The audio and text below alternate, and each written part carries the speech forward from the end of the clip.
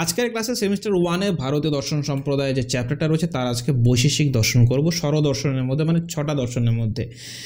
আমি শিওর তোমরা আগের ক্লাসগুলো দেখেছো, যারা দেখোনি তারা এই ক্লাসটা দেখার পর কিন্তু প্রিভিয়াস ক্লাসগুলো দেখে আসবে, প্লেলিস্টে কিন্তু দেওয়া আছে। এই ভিডিওটা যখন শেষ হবে শেষে প্লেলিস্ট দেওয়া আছে, একদম যাবে, ক্লাসগুলো দেখে তারপরে আসবে। ক্লিয়ার? আচ্ছা, বৈশেষিক দর্শনের প্রতিষ্ঠাতা কে? মহর্ষি কনাদ। আবার বলো আমার সাথে, বৈশেষিক দর্শনের প্রতিষ্ঠাতা কে? মহর্ষি কনাদ। আবার বলো, বৈশেষিক দর্শনের প্রতিষ্ঠাতা কে? মহর্ষি কনাদ। গ্রন্থ, বৈশেষিক দর্শন কোন গ্রন্থের উপর রচিত, কোন গ্রন্থকে বেস করে বৈশেষিক দর্শনটা উৎপত্তি হয়েছে, সেটা হচ্ছে বৈশেষিক সূত্র। তাহলে আমার সাথে বলো আবার, বৈশেষিক দর্শন বৈশেষিক সূত্র গ্রন্থের উপর বেস করে রচিত হয়েছে। ঠিক আছে? প্রধান ভাষ্যকারকে? প্রশস্ত পাদ। প্রধান ভাষ্যকারকে? প্রশস্ত পাদ। এবার পাদ মানে তোমরা সবাই জানো। তো যাই হোক, তো প্রশস্ত পাদ হচ্ছে প্রধান ভাষ্যকার। তো মনে রাখার জন্য পাদ যে মিনিংটা তোমরা জানো সেটাকে ইউজ করে কিছু উইয়ার্ড কিছু গল্প বানাতে পারো যাতে তোমাদের মনে থাকে।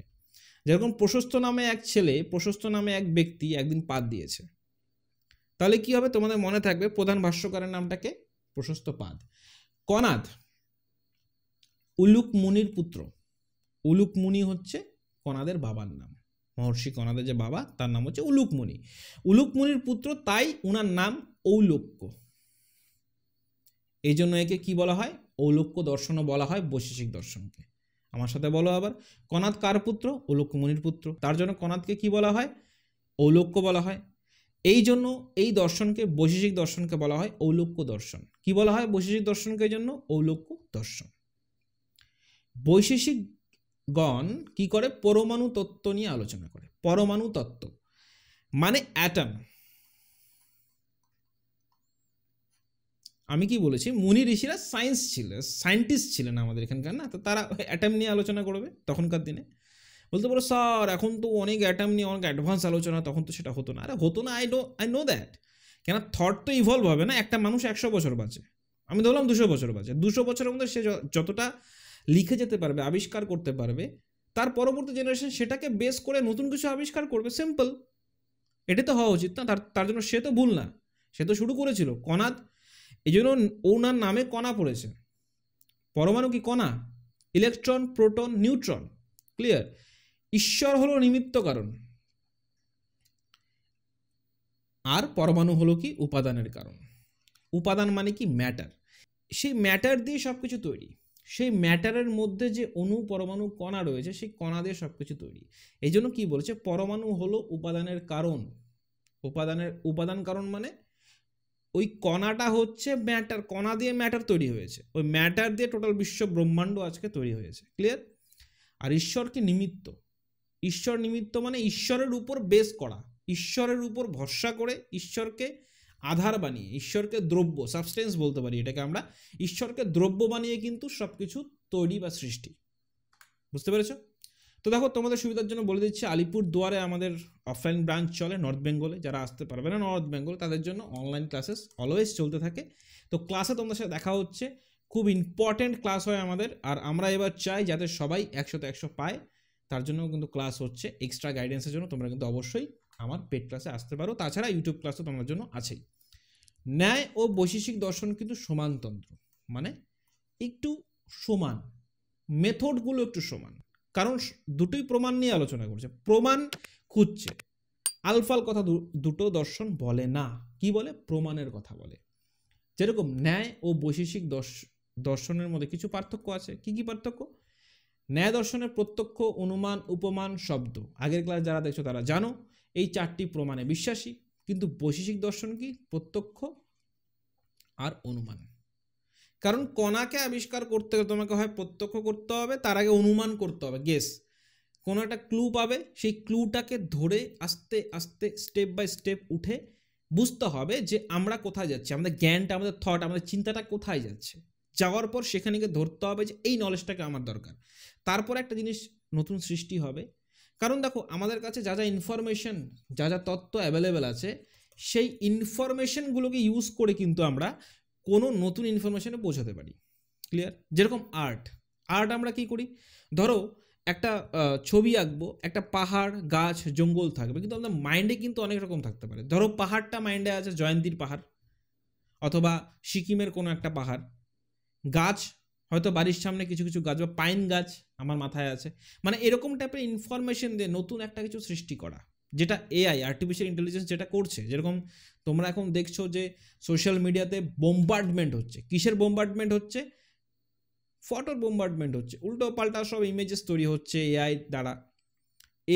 এ ওকে মক করছে, ও ওকে মক করছে, ক্লিয়ার? এরপরে কি হবে, তোমার প্রতি যদি আমার কোনো দুশ্মনী থাকে তো তোমার একটা উল্টোপাল্টা ইমেজ ক্রিয়েট করে কিন্তু আমি ইন্টারনেটে সার্কুলেট করতে পারি। সেক্ষেত্রে AI is a very dangerous কিন্তু খুবই ইউজফুল। এআই খুব ইউজফুল জিনিস, ক্লিয়ার? তো ইনফরমেশন দিয়ে কী করে আমরা নতুন কিছু বানাই। তো অনুমানটা সেম সিস্টেমে কাজ করে। অনুমান কি করে? ইনফরমেশন নেয় সবার থেকে, ইনফরমেশন নেওয়ার পর জানা থেকে অজানাতে জাম্প করে। কি করে? আরোহমূলক লাভ বলে এটাকে বলে আরোহমূলক লাভ। সেমিস্টার 2তে হয়তো করানো হয়েছিল তোমাদের আগের বছর, ক্লিয়ার? আরোহমূলক লাভ কাকে বলে?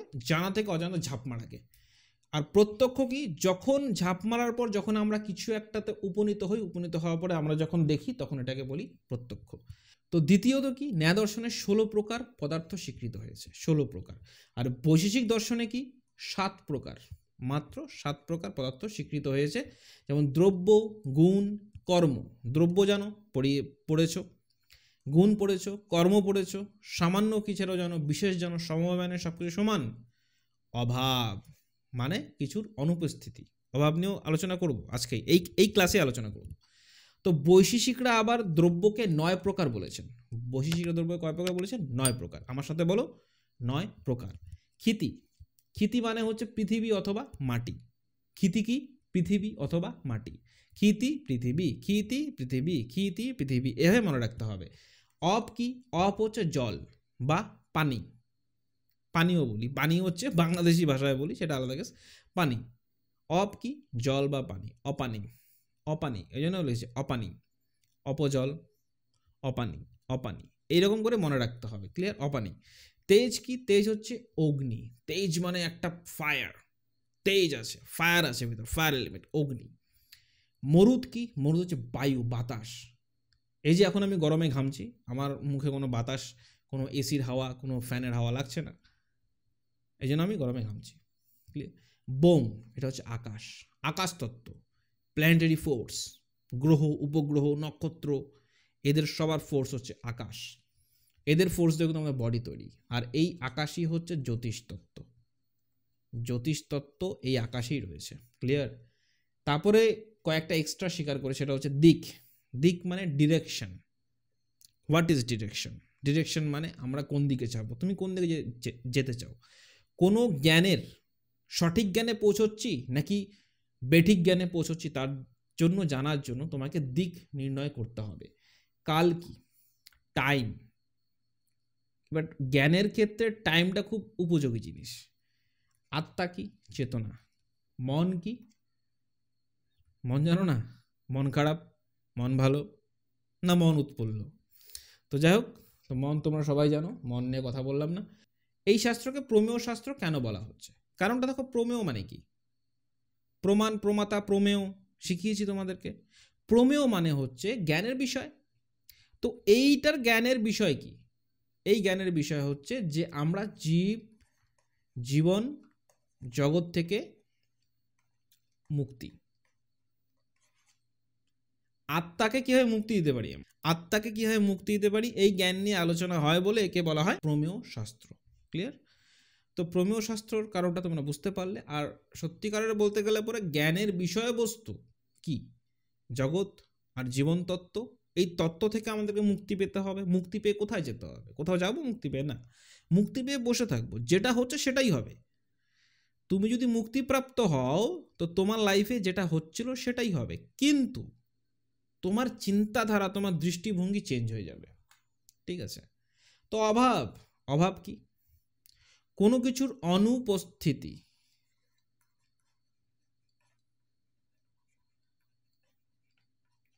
ধরো তোমাকে তোমার মা বলল এই খেতে আয়, তুমি খেতে গেলে, খেতে গিয়ে এসে দেখলে বিছানার উপরে যে মোবাইলটা ছিল